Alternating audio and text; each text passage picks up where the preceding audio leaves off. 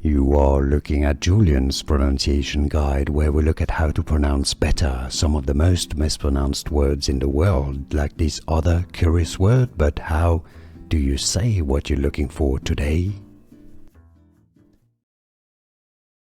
A word meaning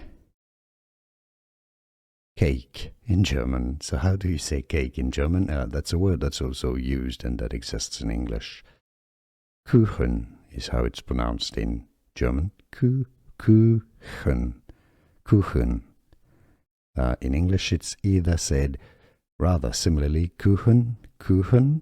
You replace the ch sound from German with an H, Kuchen. But some say it as Kuchen as well. Because yes, there's no ch sound in English, so some say it like an H and some say it like a K. Kuchen or Kuchen. Here are more videos on how to pronounce more confusing words and names too many mispronounced. Like this video if you found it useful. I appreciate your support. I'll see you soon and thanks for watching.